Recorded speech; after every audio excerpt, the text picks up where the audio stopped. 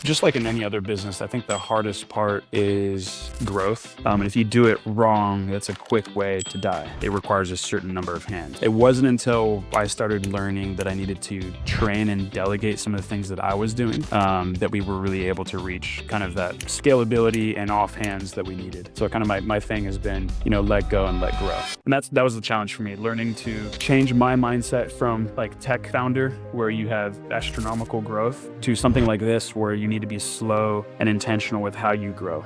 It's also much more capital intensive. It's people intensive. Like our whole brand vision has been to deliver highest quality meals, highest quality ingredients, made from scratch at a price that's affordable and accessible to as many people as possible. Lived overseas and coming here, like that's been such a shocker. And really lately diving into more of the science behind why we're so sick in America and how bad our food system is. Like we're really at the forefront trying to eradicate that, change that, get into hospital systems, retrain people's minds, educate, and push against this huge, big ag, big food system that really poisoning us. All right, everyone, welcome back to the Duck Pond Podcast. Today we have Marco Biscarini, co-founder of Vibrant Meals, a guy who left tech behind to build ready-to-eat meals that are changing how people in the American South eat. From a 600 square foot studio kitchen to multiple production sites and an 8-figure growth with his wife, Romana. They're both on a mission to make healthy eating convenient and delicious. Marco, welcome to the show. Thanks, Ray. That was probably the best pronunciation of my last name that I've heard in a long time. Thank you. So well done there. Thank you. So before we dive into Vibrant Meals, I want you to tell me, who Marco is and what's your story starting Vibrant Meals and Yeah, man. as well. I'll give you the really brief backstory because there's a lot of context and color here, but was born in San Diego. Then when I was 3 or 4, my family, Italian, moved us back to Italy. We bounced around between Lake Como, Florence, then ended up in Rome for about 15 years. Then I went to boarding school. In that time, I met my now wife's aunt and grandmother, who were neighbors of ours in Rome. And then when I moved back to California for school, that's how I met my wife, was through her dad, who was living in Laguna Beach at the time. And so Vibrant Meals was birthed from really the passion from my wife and the experience that I had from VC-backed tech companies. And so I experienced doing biz dev and also some of the technology side, and told her, hey, what you're doing is awesome. She was meal prepping for UFC fighters and a couple of different celebrities, and saw what she was doing. It had massive growth and potential, but it couldn't be scaled if she stayed on as the chef. So I challenged her and said, hey, why don't you move out to Tennessee, join me out here, or I move back to California and I'll build you a website and we'll get this thing going. So that was end of 2016. We officially formed the company in 2017, and the rest is history. Yeah. Wow, that's incredible. Really love that, and really love how you're building this with your wife. And that does make me ask, how have you been making that work, and what's it like building this, with your partner? Yeah, so we actually retired her in 2019, end of the year. So we had our first daughter, Joya, was born March 2020. And that kind of forced us to make some different decisions because we didn't want to outsource help at the time or put her in daycare. And so we actually made the decision for her to stay home. And honestly, that was a good transition for us. Working together was some of the highest highs and lowest lows. It obviously was cheaper because we didn't have to pay ourselves much at all. And so we were able to grow it and scale it on a shoestring budget, and we've bootstrapped the company. Um, just able to grow and delegate different parts of the business. Obviously, we had to replace her role in the company. She brought a lot of the creativity to the meals and the passion behind the food. So that was obviously a lot harder to find, but eventually we found people that were talented that could kind of fit that need and continued chugging along. And then 4 girls later, here we are.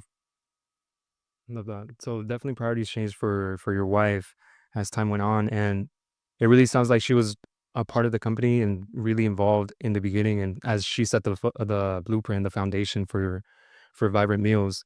Both of you guys bring different strengths to Vibrant Meals, and how did these two strengths collide early on in the production, and what's it like now since then, since your wife has left? Yeah, so like I was saying, I'm really passionate about systems, building Mhm. things that have growth and that have opportunity to scale, and you can't really scale without systems in place. So back when she was meal prepping for these UFC fighters and different athletes and celebrities, she was kind of just fly by the seat of her pants, making food in her kitchen at home, putting it in glass Tupperware, delivering it to these people, sometimes even cooking in their own kitchens. So again, she brought the passion behind it. She was also training for WWE herself at the time, and that's Yeah. kind of how she got really into that space. And then that, with kind of the experience that I brought from the tech world and growing and scaling a couple different businesses, I think was the right combination that was needed at the time. And we were kind of early onto the scene. I mean, meal prep, especially in the Southeast, was something very much unknown at the time. So we had to do a lot of education early on. And the educating really took a lot of work. And then that got accelerated through COVID years. So we didn't have to educate as much, and it became more about, differentiation at that point. How do we differentiate from the rest? And diving into some of that education, what would you tell people, and how do you differentiate yourself now from the competition? Yeah, so early on, so meal prep, the idea was pretty foreign, except for in the CrossFit world. So we really came on the scene when CrossFit was at its prime, at its peak, and kind of rising. So we rose with that wave, and then we learned that it wasn't just these high performance athletes that wanted our food. It was people that needed everyday convenience, but also wanted the health to go with it. Mm. So that was a lot of the education early on. It's surprising how few people understood what portion control was. So that was very important for us early on to kind of explain portion control. And then from portion control, then you get into more minutia. You niche down and say, all right, well, why are we gluten free and dairy free? Well, we're trying to avoid any inflammation in the body by skirting around, these things that typically cause inflammation in most people. And that just ultimately helps people have less bloat. They can digest and metabolize better. They feel better. They can perform better. So that was kind of the trajectory of education early on. And then what was your second question to that? Um, let's see here. Well, I definitely want to dive deeper into the products themselves. Yeah. I did see that you guys have over 50 products, and I did want to ask, how do you guys manage something like that? There's so many products, so many different variations, so many. Yeah. I mean, we've built early on, maybe we had 12 recipes at any given time. So a lot less variability, a lot less complexity. Over time, as we've grown our team, we've been able to add more complexity to the menu. Um, and it is complex. We use a lot of the same base ingredients, but now we manage anywhere between 50 to 58 SKUs. So there's a lot, and we manufacture all of those products. So it is a lot to manage all of the raw goods being received, production, yields, holding temperatures, timelines of when to cook what and, how long, um, just batch cooking, everything. There's a lot that we had to learn along the way. There's very few manuals that exist for food production at scale, right? We're not a restaurant. We're not a catering. We're not technically a CPG company. We're in this weird, like, gray space.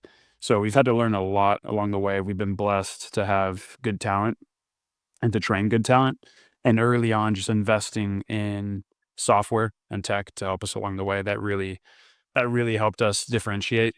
And then ultimately, what it comes down to, you asked earlier kind of, what our moat is. Customer service is a big one. We're human. We still have a human CX team.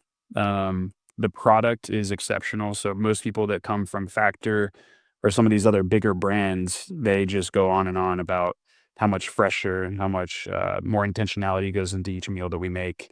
We source ingredients a lot more intentionally. So we're really a scratch made kitchen. I mean, everything down to our mayonnaise and even our seasonings are made from house, or made from scratch in house. So like it's a lot of work that goes into it, and our customers luckily appreciate that. So that's a huge part of our moat. I love that. And you guys are maintaining quality and, consistency with your products at scale. And obviously, that's a very big differentiator between the competition and you. And that's just incredible. Another question I did want to have is that you mentioned, the difficulties of, from starting as a kitchen and, increasing in scale. What has been some of the most difficult parts and challenges coming from that? Yeah, I mean, just like in any other business, I think the hardest part is growth. Um, Mhm. and the growth requires people, right? Especially in our business. In technology, you can invest deeper in your tech and scale tech much more rapidly, which is why you see much higher valuations or multiples. In our space, it really, we have breaking points. For every 1,000 meals a week we do, it requires a certain number of hands. So now we have, I think, 50 something employees that work for us. And that was the hardest thing to learn. Going from 0 employees to 1 was easy. Going from 0 to 4, still pretty easy. Until we reached about 10 or 12 employees, it was still relatively manageable, but my wife and I were both very much involved in the business still, not on the business. It wasn't until I started learning that I needed to train and delegate some of the things that I was doing, that we were really able to reach kind of that scalability and offhands that we needed. So kind of my thing has been, let go and let grow. So bring people in if they can do the job 80% of the way, then that frees you up to then go and do more. So that's ultimately it. I mean, really investing in people, investing in training, taking the time to slow down and work with people to get them up to speed to do the job well. That's probably been the hardest, but also the most rewarding part of the business. I love that. Definitely, definitely rewarding. And so you guys, started in 2016 prior to, this big wave of ready to eat meals and scaling.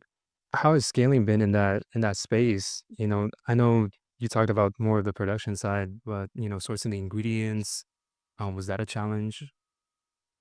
Oh, 100%. Yeah, I'll go back to, let's see, 2020 was a really weird year because we're omni-channel. So we have our online D2C side of the business. Then we have our brick and mortar grab and go stores. Then we have a catering division. So we had all these different pieces. The brick and mortar early on in COVID, we had to learn like what the rules were. How do we still have customers come in because we were deemed essential, thankfully. So we were able to stay open. But then we made some pivots even during COVID years where we all of a sudden were distributing products for other people. So we saw ourselves as an actual distributor with refrigerated, cold storage, cold chain logistics because we had these refrigerated vans. And you had local businesses that were suffering because they couldn't move product around because there was, breaks in logistics, not just because of COVID, but because of stimulus checks as well, people not showing up for routes. Um, so we started to do different parallel things, if you will. The hardest part though, so that was just a year of a lot of adaptation. We were just thankful to survive it. We actually did thrive through COVID, in a way. We thrived from a revenue perspective, but it was incredibly difficult for the next 2.5 years to hire and maintain people. Um, that was yeah, I would not wanna relive that. So, you can't grow and scale without the people, and we were, so we almost had to put a cap on growth because it was so hard to bring people in to work in food production. The environment has changed significantly in the last year and a half, so it's been a lot easier to bring in talent. We do need to pay a lot more now, so, I mean, our labor has increased significantly, as has our cost of goods. So those 3 things together really resulted in a much higher prime cost, and we were slow to adapt. So actually 2023 was a rough year because we did our highest sales. We've still grown every year consistently and had growth thankfully every year, but 23 was extra difficult. We had a failed software migration. Client or the vendor promised us all these things, and then it fell flat, and a bunch of our existing customer base was locked out.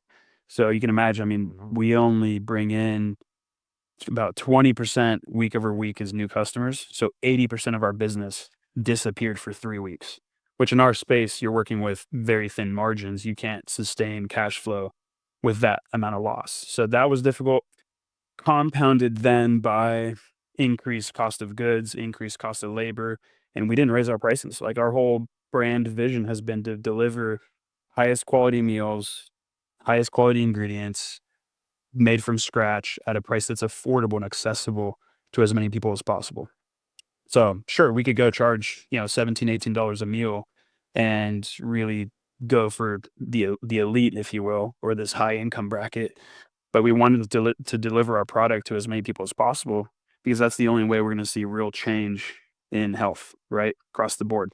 So that was a struggle because we were pushing up against, our mission and our vision. And slowly we started to make small incremental increases. So since COVID, we've actually only increased price, I think about 20% overall, which is barely anything. And you think about a coffee pre-COVID, you could get a cappuccino for $4 or $5, right? Now you go out, it's $7.50, $8 every time you get a latte or coffee. If you go to the restaurant, I mean, even fast casual, you're paying, you know, double digit numbers at Chipotle and McDonald's. It's crazy. No, absolutely. And you did touch upon a lot of things that I do want to cover, and I do want to mention real quick that it seems like you're very no compromises, and you can really see that in vibrant meals. The quality you want to maintain, the standard you want to maintain, and at an accessible price point as well, and that really helps spread across the population. I do want to dive into how you guys deliver the meals, and you mentioned that during COVID, you guys actually distributed products for other vendors. Is that something that you guys still do? So it was something that we did more so to help other brands that we knew personally back when we were still in Chattanooga. This is before we expanded to, the majority of the Middle Tennessee, North Georgia.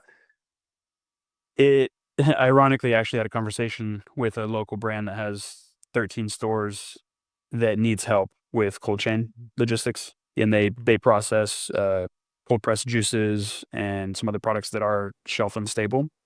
And so that's been a conversation that's resurfaced because our refrigerated vans, which cost on average 60 to $80,000, and we have 5 of them, they sit for 4 days out of the week.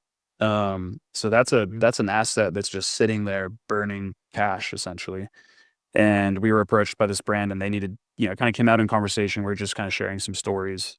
Um, and he was like, "Hey, would you guys be interested in distributing again?" And I was like, "You know what? Sure. I'd explore the idea to give my drivers more hours, give us more use on the vans, just figuring out like what are the economics of that." Um, and then real quick, I'll touch on this, just kind of why we deliver the way we do. So we're hand delivered. That's another one of those things that sets us apart. We're hand delivered because we tried shipping and the shipping success rate was just so low with packages arriving damaged.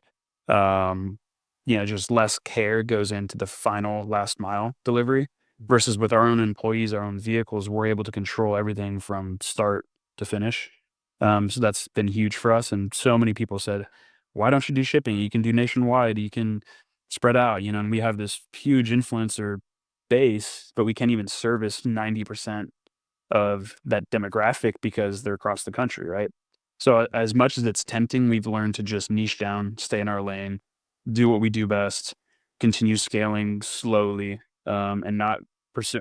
And that was the challenge for me, learning to change my mindset from like tech founder, where you have astronomical growth, Right. to something like this where you need to be slow and intentional with how you grow. It's also much more capital intensive. It's people intensive. And if you do it wrong, it's a quick way to die. And a lot of meal preps did close their doors in the last few years. So Oh, wow. we definitely want to avoid that. Absolutely. And yeah, coming from the tech world, what has been the biggest challenge, getting into the DTC space? You did touch upon just now, you're limited physically in how much you can grow, and because with tech, it's just completely scalable since they. Yeah.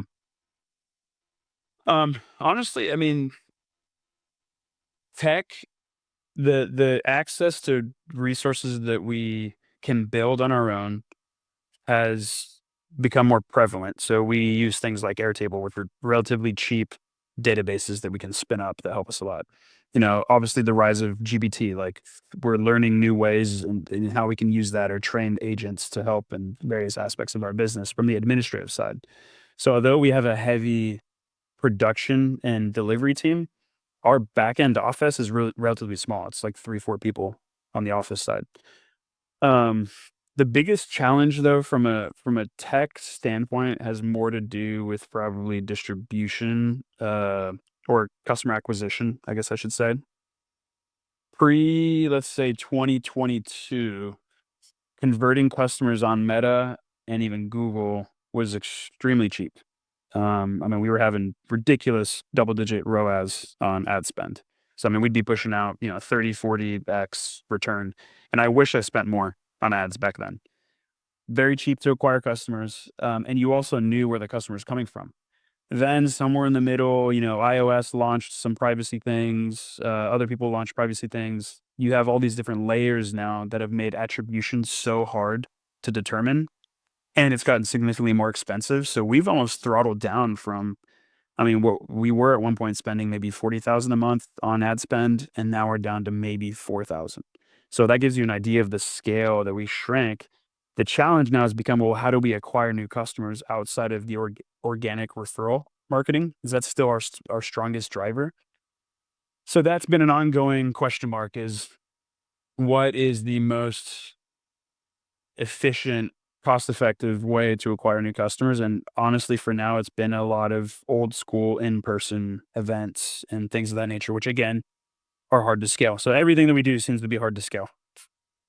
Well, I really love the bootstrap approach that you guys are taking and doing everything your guys is excuse me, that everything you guys are doing, with the shipping and the delivery and really trying to figure out ways and different channels to spread the vision, to spread vibrant meals. I do have another question concerning the delivery. You did mention that you're exploring the possibility of, distributing for other products. And you did mention that the vans are just sitting there 4 days a week. Are you guys mainly delivering on the weekends or why 4 days? Yeah, so the way we operate is that we take in orders up until Friday morning, and then we deliver on set days. So Sunday, Monday are our only delivery days. Um, Now outside of that, we do catering deliveries, but those are delivered typically with smaller vans that are non-refrigerated. Um, so yeah, that's just kind of a weird operationally, it makes sense for us to batch cook that way versus a continual. If we had a continuous delivery cycle, it would be significantly more expensive for us. So this way we're able to batch deliveries in areas. So if you're going through an area of town, you're delivering 20, 30, 40 drops instead of maybe a handful. So that's just been a more efficient way for us to do that, minus the fact that we have these vans that are sitting. And we've started to implement, or lean on third party delivery partners that are local.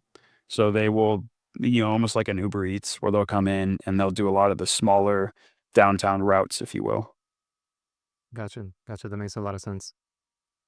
Other than the 2022, return on ad spend, wishing you had spent more on ads, what's something that you would tell yourself when you first started in 2016 and, during COVID as well? That's a good question. Honestly, I would have. So in 2020, we were still sub 20 employees. I would have probably told myself, hey, build out your SOPs faster, learn to trust your employees more quickly. And if they break trust, obviously hire slow, fire fast, right? But you hire people so that they can do a job and so that they can also have um, what's the word I'm looking for? They also receive validation in doing the job that you even trust them to do, right? Not trusting people to do their job, you're just micromanaging. Nobody likes a micromanager, right? Right. And not that I was necessarily micromanaging, I was just holding on to too much. And then I wasn't able to execute, 60 to 70% of the way that I would have deemed successful in that case. So learning to delegate sooner and to trust people sooner with some of the more important things. Even something as simple as like, we didn't hire a bookkeeper until end of 22. I was still doing the books regularly and looking at how much time I was spending on that. I mean, on one end, it was good because I had such a strong pulse on our numbers, but at the same time, I wasn't doing anything that was revenue generating. it's passive work, so I like to think of everything that I do now as like, all right, is this growing the company or is this maintenance? If it's maintenance, who can I delegate it to and how can I delegate it and what's it worth, right? So learning kind of that cycle sooner would have been beneficial. I got turned on to Patrick Lencioni. I don't know if you're familiar with him. He has this thing called Working Genius, which is phenomenal. It's kind of like Enneagram for more professional settings. And it really helped unlock a lot of things for me, because I understood better, like, oh, okay, I'm an inventor or I'm a galvanizer. I don't have as much of the tenacity element. So I need to find people that love administrative work, detail work. And I didn't know that that's something people loved. And turns out there are people that love that. So yeah, that's probably the biggest unlock for me, that had I learned that sooner, maybe we could have experienced some more productive growth earlier on. But other than that, I mean, I wouldn't change anything with our trajectory and what we did. No, absolutely. And, I have spoken to previous founders before, and there seems to be a common thread of, especially since you're very hands on, there seems to be a common thread of being hesitant to let go. And, once you start to do so, it seems counterintuitive, but once you start doing so, it just unlocks a new game. Which does lead me to my next question. Where do you see Vibrant Meals in 3 to 5 years? Well, we may be building 2 restaurants, which is Vibrant Meals adjacent, but it will be under kind of a different brand ish. So that's kind of venturing into new territory, which we're really excited about. Vibrant Meals will continue to grow. We're looking to add new markets. We're already in talks with people, looking to expand distribution. We've got a great partner that we're also talking to that'll help expand our distribution more quickly. We were building out a new production facility, but we put that on pause until we finish these restaurants, just to see how those go first. Just that's I also had twins a couple months ago, so I mean, Oh, congrats. raising 4 kids while doing all that, I'm trying to figure out, like, all right, how much. That's another thing that I've learned is, like, I can't take it all on and do it well. So I'd rather take on less and just execute that with excellence than go into the other things. Or if I know that I have the people in place, then I can kind of outsource more quickly, right? Since I've learned to delegate now we can really move at a different pace, just because I have people ready to deploy in different areas. But yeah, I mean, we're looking to just continue doing what we're doing and growing it again intentionally, not accelerate. We've had a lot of people interested to invest and bring us capital, but we really don't need the capital right now unless we go extremely aggressive and build out a second facility and run 2 facilities. Because we'll always kind of maintain a hub and spoke model. We want to keep our kitchens, within a 200-mile radius of all of our customers. That's just Absolutely. important for us. But yeah, I mean, we're just taking it day at a time. We have some ambitious goals with Vibrant, but then we're also taking a small detour with the restaurants. And then if those take off, we may be adding several more of those around the Southeast. So I love it. Love to hear it. You did mention that, you just recently had twins, and Romana, she did take a step back from the company to help out with the kids. How do you manage, running the business between the business and spending time with your family? yeah, great question. Well, I'll tell you this. So back to the 2020-2022 period, that's when my first 2 daughters were born. So first was born in 2020, then the second was born August of 21. So back to back. But I wasn't able to be present then, just because I was still running around. We had some crazy situations happen at work. We Peak had of COVID too. peak of COVID. We had 3 employees pass away from ODs, which was extreme. I mean, that was a Yeah. really, really dark season. And one of them was our oldest employee. She'd been with us for going on 5, 6 years. Oh, So that was heartbreaking. But in the midst of that, I'm having to pick up all these pieces. I was helping pack orders, helping in the kitchen, delivering meals, and couldn't really be there for the family. So this time around with the twins, I've been able to be more present. And it's only because I have people that I can trust now that are running the business. And that's just been such a freeing feeling, because it's allowed me to be more present with my family. So, whereas I used to maybe work 60, 70, 80-hour weeks because of necessity, because I had to just keep the lights on, right? I mean, we were dependent on this. Now I maybe work, closer to 20, 30, but it's more meeting with team members, it's not actual cog work, if that makes sense, right? Like I'm not part of any of the cogs that are required to keep everything running. There's some small little things here and there, but the requirement for me to be present is less and less and less from an operational standpoint. Right now, I've served more as the leader of the company, leader of the managers, making sure they're equipped, pouring into them.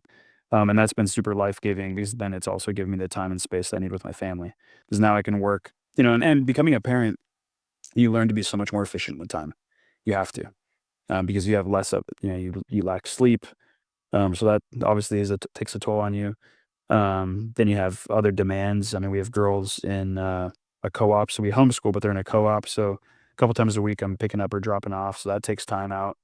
I can't go to work anymore from 6 to 7 p.m. at night. So there's a mindset shift that needs to happen and change there, but it's been all for the better. Absolutely. Well, I love that. I love that now you're able to take a step back and really, prioritize your family. And especially with twins, that's got to be a challenge. Oh yeah. So before we wrap, what do you hope that people say about Vibrant Meals in, 10 years from now? And what legacy are you building?